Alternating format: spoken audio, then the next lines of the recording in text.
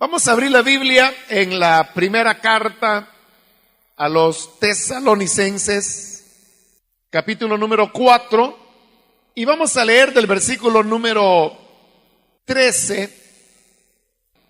Hermanos, no queremos que ignoren lo que va a pasar con los que ya han muerto, para que no se entristezcan como esos otros que no tienen esperanza.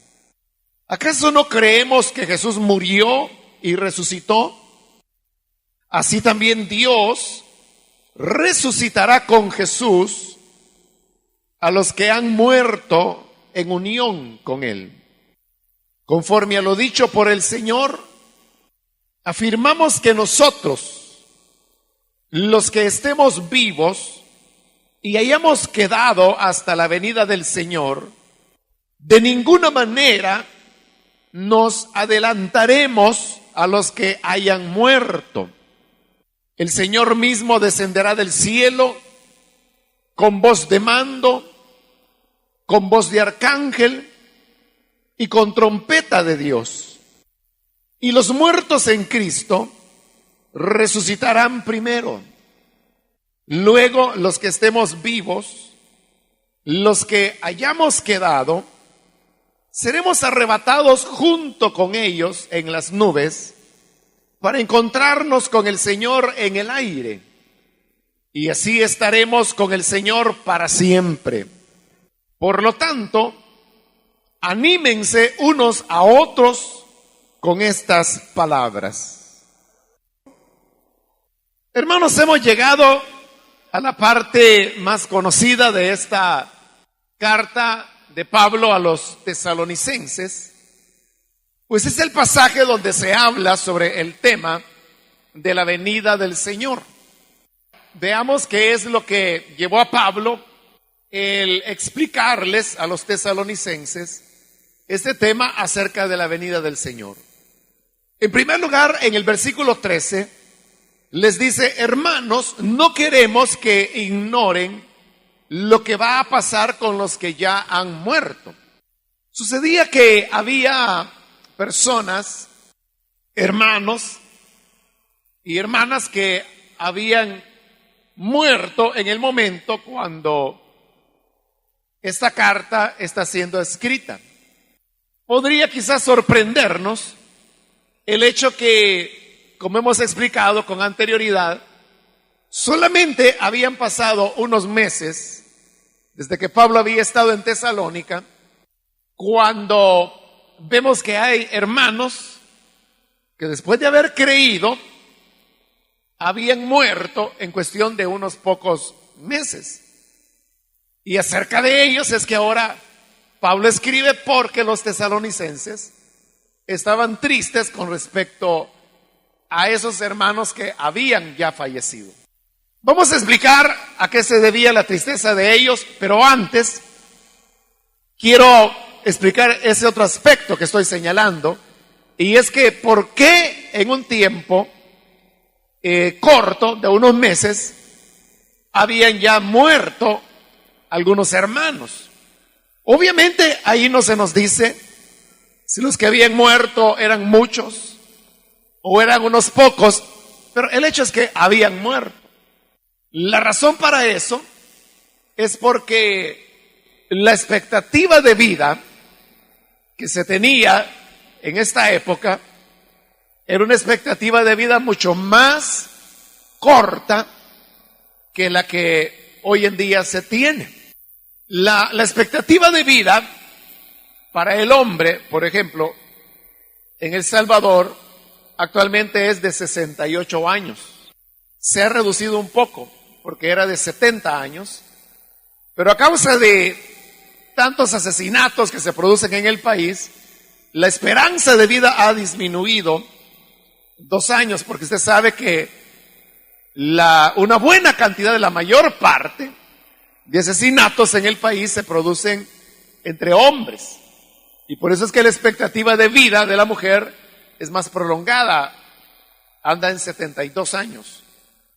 Es decir que la vida promedio que un salvadoreño pudiese vivir, tomando en cuenta a hombres y a mujeres, podríamos decir que oscila alrededor de los 70 años.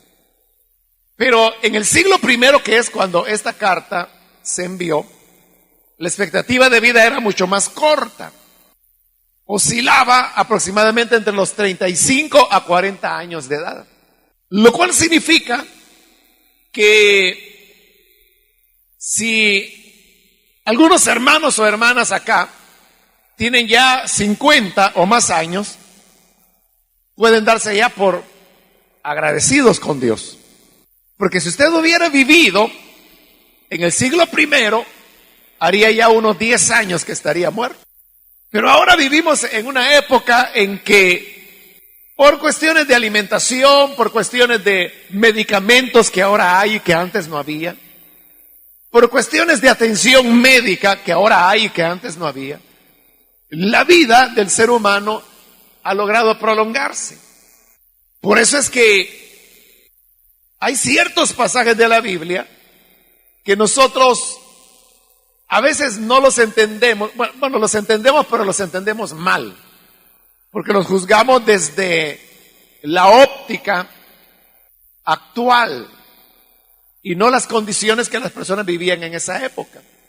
Por ejemplo, cuando Pablo hablaba que él ya era viejo, nosotros por viejo entendemos una persona que anda en sus 60 o más años de edad, lo que hoy se llama la tercera edad.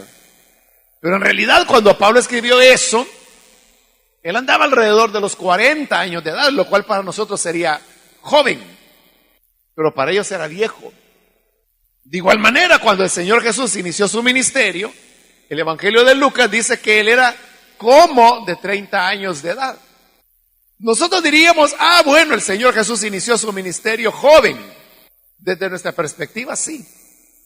Pero en el siglo I, tener 30 años de edad era tener ya una edad madura, algo que equivaldría más o menos a tener 50 años hoy en día. Entonces, la expectativa de vida era mucho más corta y eso hacía que la mortalidad fuera más alta de lo que es hoy en día, y por eso no nos debe extrañar que aunque solamente habían transcurrido algunos meses desde la visita de Pablo a Tesalónica, hubiese ya hermanos que habían fallecido. Esa es la explicación de por qué en tan poco tiempo habían ya cristianos que habían muerto. Pero eso nos llevaba a otra pregunta, y era que ¿en qué consistía entonces la preocupación de los tesalonicenses? Recordemos que los tesalonicenses eran paganos y dentro del paganismo ellos no tenían una convicción o una seguridad de qué es lo que ocurría después de la muerte física. Dentro del paganismo había varias ideas, pero la idea que más prevalecía era aquella que establecía que cuando se producía la muerte, ahí terminaba la vida de las personas. Es cierto que había algunos filósofos griegos, y recuerda que Tesalónica era una iglesia, o una ciudad más bien, que estaba dentro de una esfera de influencia muy fuerte del helenismo, es decir, de la cultura griega. Y dentro de la cultura griega había filósofos que creían en una entidad diferente al cuerpo físico, a la cual le daban el nombre de alma. Pero esa era la menor parte de los filósofos griegos. La mayoría de ellos, utilizando un lenguaje moderno, podríamos decir que eran materialistas. Ellos no creían que hubiese una entidad inmaterial en el hombre, sino que ellos pensaban que el ser humano era solamente un cuerpo. Y claro, ellos sabían que cuando una persona moría, el cuerpo se descomponía, y por lo tanto para ellos ahí la existencia había terminado. Por eso es que ahora que había cristianos tesalonicenses que habían muerto, los hermanos en Tesalónica se sentían tristes por ellos, porque ellos pensaban que al morir todo había terminado ya para ellos.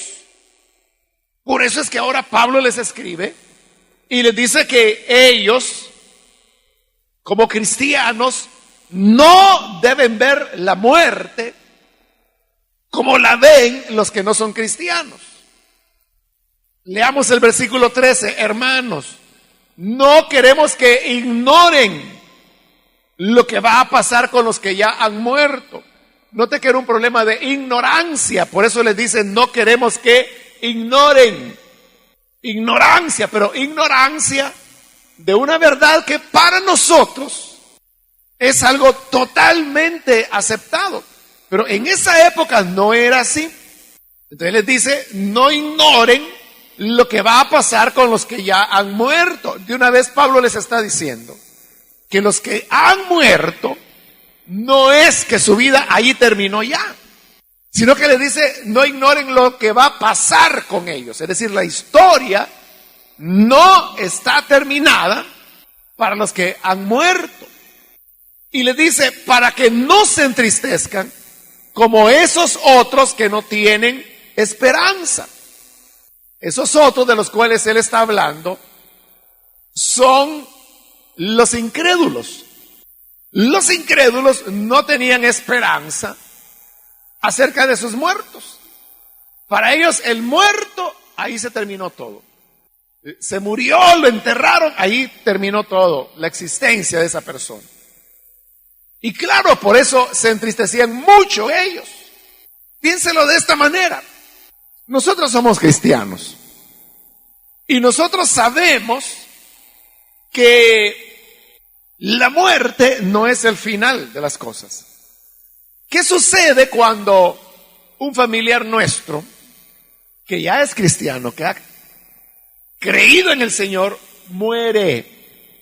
Yo le pregunto, ¿cuál es el consuelo que como cristianos tenemos de ese familiar muerto? Lo que nos consuela es saber que a ese familiar no lo hemos perdido para siempre, sino que sabemos que hay un día de gloria, como lo va a decir ahí, en que los muertos en Cristo, aquellos que murieron creyendo en el Señor, resucitarán. Y los que estemos vivos, seremos transformados y nos encontraremos, fíjese, nos reuniremos con los cristianos muertos ya resucitados. El saber que viene ese encuentro, el saber que veremos de nuevo a aquellos que murieron en el Señor antes que nosotros, se convierte en la razón de nuestro consuelo y de nuestra alegría. Por eso es que las velas y los funerales de los cristianos son diferentes a las del mundo. Porque mientras en el mundo no hay esperanza y más que llanto, entre los cristianos lo que hay es alabanzas. ¿Qué hacen los cristianos cuando van a sepultar a un hermano? Se ponen a cantar. Y cualquiera diría, bueno, los creyentes no aman a sus seres queridos porque cuando se les mueren a cantar se ponen a hacer culto. Y ahí están gritando gloria a Dios y aleluya en medio de la vela. Pero todo es poner atención a qué es lo que se está cantando. Y seguramente lo que se estará cantando serán himnos como cara a cara espero verle más allá del cielo azul. Cara a cara en plena gloria he de ver a mi Salvador. O si no el clásico, más allá del sol, más allá del sol. Yo tengo un hogar, bello hogar, más allá del sol. Eso es lo que se canta, habla de una esperanza, que la vida no ha terminado. Esa diferencia entre el creyente y el incrédulo es la que ahora Pablo está marcando. Y él dice, hermanos, por favor, ustedes no son como los otros que no tienen esperanza. Siempre, hermano, que yo hablo de este tema, me recuerdo de un funeral hace años ya, pero ya ni me acuerdo quién era el muerto, fíjese, o muerta, no sé qué era. Pero lo que me acuerdo es lo que ocurrió, que parte de la familia del difunto eran cristianos, la mayoría, pero habían algunos miembros de la familia que no eran cristianos. Como no eran cristianos, no tenían esperanza. Entonces, a la hora de el funeral, se colocó el féretro ya en la fosa, pero ahí había un familiar del difunto que no era cristiano. Pero él estaba partido de dolor, aparte que se había echado sus tragos también. Pero él lloraba, gritaba, se arrastraba, literalmente tiraba en la tierra. Y la gente lo agarraba de los pies y lo jalaba. Pero él rascaba y quería meterse en la tumba. Bueno, al fin, yo no sé si él se metió o se cayó. La cosa es que fue pum, a caer encima del ataúd. Y de ahí para sacarlo, ese fue un problema, porque usted sabe que la tierra está floja y más que estaba un poco borracho, hermano. Costó. Pero menos mal que ahí estaban los sepultureros, que son bastante fuertes. Y finalmente lo lograron sacar, pero él seguía gritando y todo. Mire, para que el funeral se pudiera realizar, tuvieron que llevárselo y lo encerraron en un carro y le echaron llave, con la ventana cerrada para que no se oyera lo que estaba gritando. Pero cuando ella se fue, ya se pudo hacer el culto. No me tocaba predicar a mí, había otro hermano que era el que iba a llevar la meditación, pero recuerdo que cuando el hermano leyó el pasaje en el que iba a predicar, leyó este versículo precisamente. Por eso es que siempre que paso por acá me acuerdo. Y entonces él decía a los hermanos que estaban ahí, hermanos, no se entristezcan como los otros. Y volví a ver para el carro, que no tienen esperanza. ¿Entiendes? Esa es la gran diferencia. No, con esto yo no quiero decir que cuando perdemos un ser querido, que somos de palo y que no vamos a sentir nada. Claro, hay una tristeza, hay, hermano, un shock, un golpe, un no querer aceptar la realidad. Hay un revisar la vida donde la persona comienza a decir, yo debía haber hecho esto. En aquella ocasión que me pidió aquel favor y no se lo hice, se lo debía haber hecho. Eso es normal, es parte del ciclo de duelo que las personas viven. Pero sobre esas cosas que son muy naturales, hay una esperanza mayor. Hay una esperanza arriba de todo eso. Y esa esperanza nos dice que nos volveremos a ver. Que no somos como esos otros que no tienen esperanza. Nosotros sí tenemos esperanza que nos encontraremos de nuevo con aquellos seres queridos que amaron al Señor y durmieron en Él. Pero los tesalonicenses no sabían nada de eso. Por eso es que hoy Pablo les está diciendo, hermanos, ustedes no son igual que los otros, ustedes son diferentes, ustedes tienen esperanza. ¿Y en qué se basa esa esperanza? Les dice en el versículo 14, ¿acaso no creemos que Jesús murió y resucitó?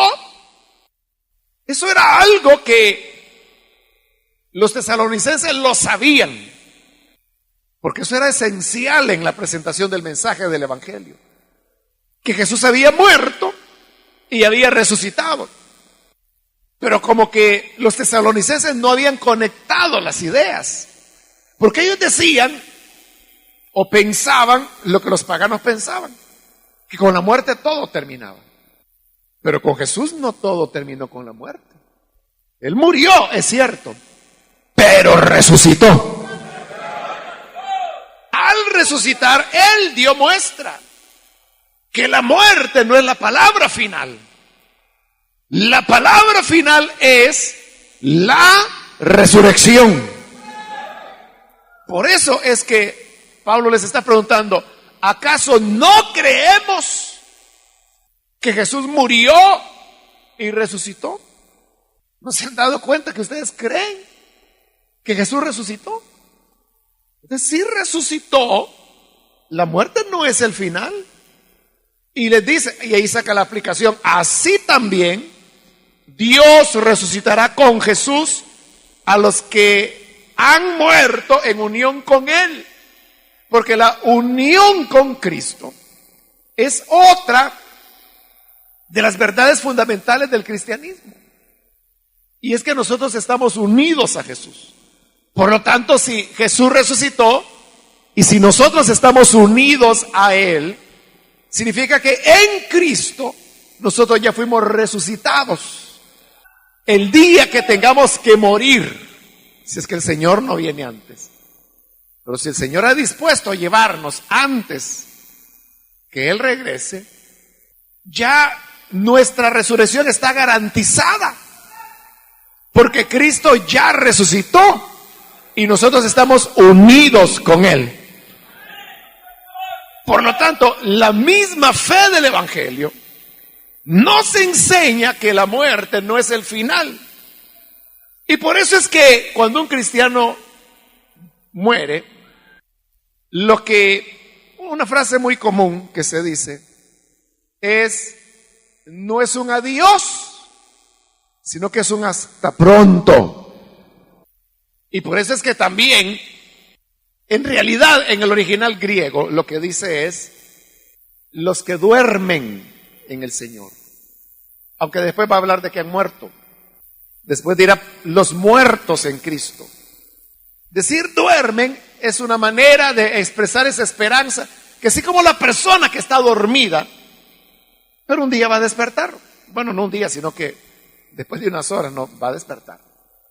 Igual, el que muere en el Señor, un día resucitará también. Por eso dice en el versículo 15, conforme a lo dicho por el Señor, afirmamos que nosotros, los que estemos vivos y hayamos quedado hasta la venida del Señor, de ninguna manera nos adelantaremos a los que hayan muerto. Aquí hay algo interesante, y es que en la parte primera del versículo 15 dice, conforme a lo dicho por el Señor. Ahora, usted puede preguntarse, ¿cuándo dijo eso el Señor? Y usted puede revisar los evangelios, o puede revisar todo el Nuevo Testamento, y usted no va a encontrar que haya un registro donde el Señor haya hablado acerca de la resurrección de los que están unidos a Él por la fe. Entonces, ¿a qué se refiere Pablo cuando dice que Él está hablando conforme a lo dicho por el Señor?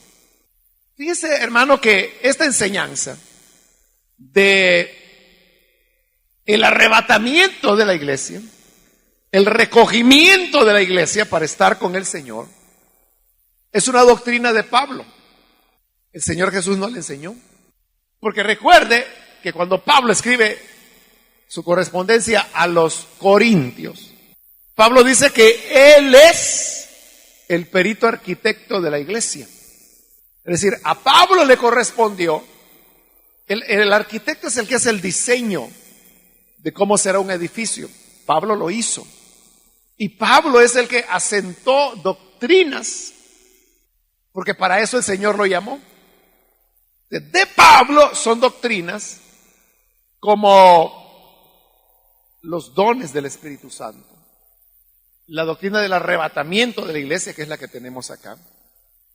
De Pablo, fíjese, es la doctrina del significado de la muerte y resurrección del Señor. Pablo es el que elabora la doctrina de la salvación por fe, aparte de las obras. Es decir, Pablo es un hombre a quien Dios utilizó mucho para desarrollar los fundamentos que dieron paso a la iglesia cristiana. Entonces, cuando él dice acá que él está hablando conforme a lo dicho por el Señor, él no se está refiriendo a algo que el Señor hubiese dicho y que quedó registrado en los evangelios o en cualquier otro lugar. No fue así. Sino que es lo que el Señor le dijo a Pablo. Por eso es que él explica cuando escribe su carta a los Gálatas que él recibió el evangelio por revelación. Él dice que no se lo enseñó hombre alguno, sino que el evangelio vino por revelación. El Señor le hablaba, y cuando dice conforme a lo dicho por el Señor, él lo que estaba queriendo decir es lo dicho por el Señor a él, a Pablo. O sea, el Señor me lo dijo, y conforme a lo que el Señor me dijo es que yo ahora afirmamos que nosotros, los que estemos vivos y hayamos quedado hasta la venida del Señor, de ninguna manera nos adelantaremos a los que hayan muerto. Lo que ahí el apóstol quiere decir es, los hermanos que ya durmieron en Cristo no se están perdiendo de nada, porque cuando el Señor venga, no es que Él vendrá por los vivos, por los que estemos vivos. Y por eso dice, los que estemos con vida, los que hayamos quedado para la venida del Señor, en ninguna manera nos adelantaremos a los que hayan muerto. Es decir, no tenemos ninguna ventaja con respecto a los muertos. ¿Por qué? Le explica en el versículo 16. El Señor mismo descenderá del cielo con voz de mando, con voz de arcángel y con trompeta de Dios. Y los muertos en Cristo resucitarán primero. Es decir, cuando el Señor regrese, lo primero que ocurrirá es que los muertos en Cristo resucitarán. Esta es la única vez en las cartas de Pablo donde él menciona que el Señor descenderá del cielo. En otros pasajes él dice que el Señor vendrá, que el Señor volverá, pero que descienda del cielo. Esta es la única vez que él lo dice. Ahora, dice que cuando él descienda, él viene con voz de mando, con voz de arcángel, con trompeta de Dios. Y lo primero que ocurrirá, dice, es que los muertos en Cristo resucitarán. Podríamos decirlo de esta manera. Nosotros que estemos con vida para la venida del Señor, antes que nosotros nos demos cuenta que el Señor ya viene, los muertos en Cristo ya habrán resucitado. Por eso dice, en ninguna manera nos adelantaremos a ellos. Porque ellos es lo primero que va a suceder, que ellos resucitarán. Versículo 17, luego, y cuando dice luego, es como que si dijera, bueno, segunda parte. Primera parte, los muertos en Cristo resucitan. Segunda parte es que los que estemos vivos, los que hayamos quedado, seremos arrebatados juntamente con ellos, es decir, con los muertos resucitados, en las nubes para encontrarnos con el Señor en el aire, y así estaremos con el Señor siempre. Ahí cuando habla que el Señor viene, en el versículo 15, cuando habla de la venida del Señor, la palabra en griego es esa palabra famosa, que es la palabra parusía, que es eso precisamente, la venida de alguien. En el Antiguo Testamento nosotros podemos encontrar varios relatos de personas que volvían, sobre todo después de una gran victoria. Y dice, venían. Pero esa palabra en la Septuaginta, que es la traducción del Antiguo Testamento al griego, se utiliza la palabra parusía. Le pongo dos ejemplos. Un ejemplo es Abraham.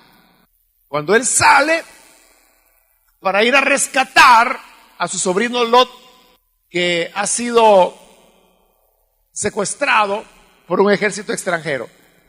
Abraham los sigue con sus criados, los ataca y rescata no solo a su sobrino, sino que a todos los parientes de las personas que vivían en el valle donde estaba Sodoma, y recupera también todo lo que habían robado de esas ciudades. Entonces él viene de regreso. Cuando viene de regreso, dice el libro de Génesis que el rey de Sodoma salió a encontrarlo cuando Abraham venía.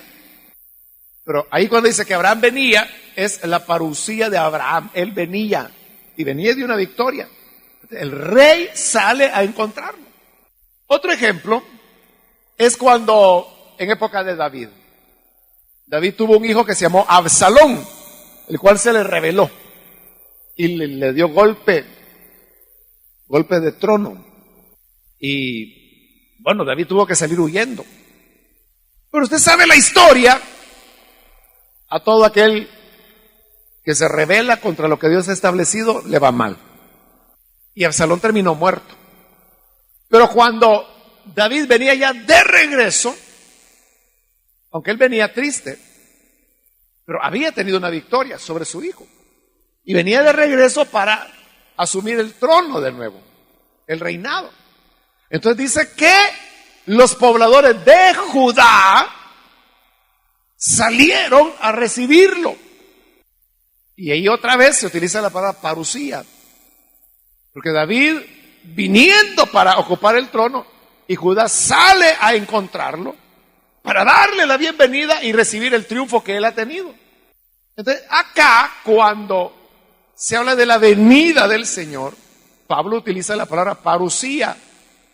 Y por eso dice en el versículo 17 que estábamos leyendo, que seremos arrebatados junto con ellos en las nubes para encontrarnos con el Señor en el aire. Es la parucía del Señor. Que así como el rey de Sodoma fue a encontrar a Abraham, así como los pobladores de Judá fueron a encontrar a David, y podríamos poner más ejemplos, la iglesia saldrá para encontrarse con el Señor en el aire, porque Él viene de conquistar también una gran victoria, que es la victoria sobre la muerte y sobre la condenación. Por eso es que el sepulcro ya no puede retener más a los que han dormido en Cristo y resucitan. Y dice, y así estaremos con el Señor para siempre. Entonces no termina la historia con la muerte, porque a la muerte le sigue la resurrección. A la resurrección le sigue el encuentro con el Señor. Y al encuentro con el Señor le sigue el estar con Él para siempre. Entonces, había razón para que los tesalonicenses estuvieran tristes o se lamentaran pensando que la muerte era el final. No, porque la muerte no es el final, como le dije, no es la última palabra. La última palabra es que estaremos con el Señor para siempre. Y por eso no debe extrañarnos la exhortación final de este capítulo, aunque en el capítulo 5 él va a seguir hablando del mismo tema, de la parucía del Señor. Pero dice el versículo 18, por lo tanto, anímense unos a otros con estas palabras. Y en realidad, esas son las palabras que nos animan los unos a los otros, siempre que hay un fallecimiento, siempre que un hermano en Cristo muere. Lo que nos alienta es saber que nos volveremos a ver, que nos encontraremos en las calles de oro y el mar de cristal. Ahí nos hemos de ver una vez más.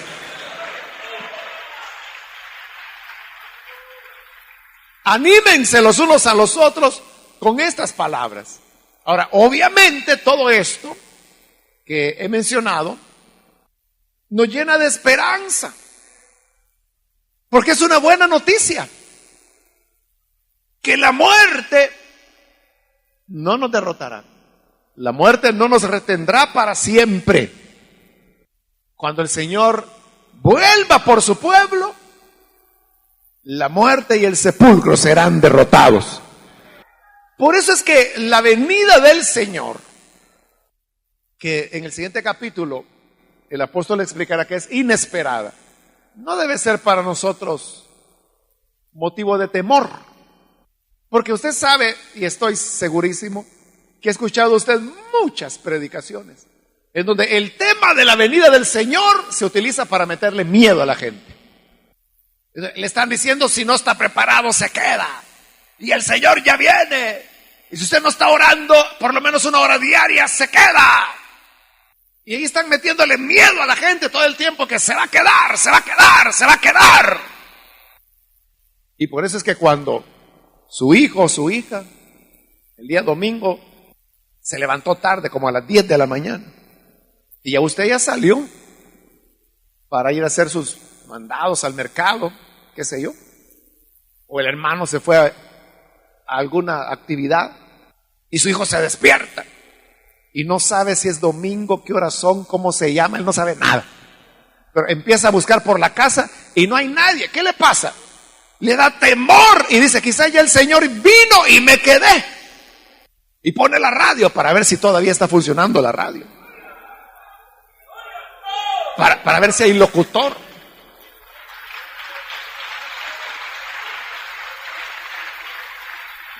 Pero ¿por qué la idea de la venida del Señor, en lugar de provocarnos esperanza y alegría, provoca eso? ¿Por qué provoca temor? Porque en el fondo, fíjese, en el fondo de esos sustos y espantos que se hacen en las predicaciones, lo que se está manejando es que la salvación es por obras. ¿Qué es lo que necesitamos para que cuando el Señor venga nos lleve con Él? ¿Qué es lo que necesitamos para que cuando el Señor venga nos lleve con Él? Ahí lo dice, ya lo leímos. La parte final del versículo 14 dice, Dios resucitará con Jesús a los que han muerto en unión con Él. Los que el Señor viene a traer son los que están en unión con Él. Ahí no dice, se viene a llevar a los que oran 3 horas diarias, no dice eso. Ahí dice, se viene a llevar a los que son ya tan santos que les brilla la cara que hay que ponerse lentes oscuros para platicar con ellos. No dice eso. Dice simplemente estar en unión con Él. ¿Y qué es estar en unión con Cristo? Haber creído en Él. Haber creído en Él.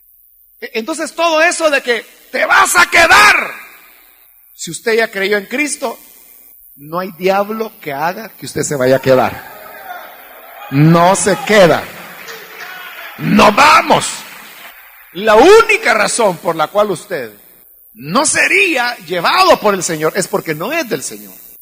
Y no es del Señor los que no creen en Él. Pero si usted ha creído, usted es del Señor. Y la salvación es por gracia, no es por obras. No es por obras que el Señor viene a arrebatar. Porque hay gente que dice, si usted no evangeliza a nadie, se va a quedar. ¿Quién dice eso? ¿Dónde dice la Biblia semejante disparate? Si usted cree en el Señor, al igual que todos, tenemos una vida rodeada de imperfecciones, le fallamos al Señor, a veces somos cobardes, a veces no hacemos lo que deberíamos hacer, y a veces no dejamos de hacer lo que deberíamos dejar de hacer. Pero aún con todo eso, si en nosotros hay auténtica fe, el día que el Señor venga, seremos arrebatados con Él. Así que no hay por qué temer, sino que debemos animarnos unos a otros. Pero si uno agarra la predicación del evangelista, porque a los evangelistas les encanta andar asustando y espantando gente. A muchos predicadores les encanta andar metiendo miedos. Miedos con fundamento en su imaginación, porque en la palabra no hay ninguno. Pero entonces, si el tema de la venida del Señor será un tema que nos produce espanto, ¿cómo se va a cumplir el versículo 18 que dice que con esa idea tenemos que animarnos unos a otros? no nos va a animar, nos vamos a estar metiendo miedo los unos a los otros. Pero no se trata de meter miedo, sino que dice que animarnos. ¿Pero por qué nos anima? Porque nos trae esperanza. Es bueno. Ahí sí, hermanos, cuando el Señor venga, es que la hora de su reino ha llegado y por lo tanto el mal será raído de la tierra. Él reinará en verdad, en justicia y en amor.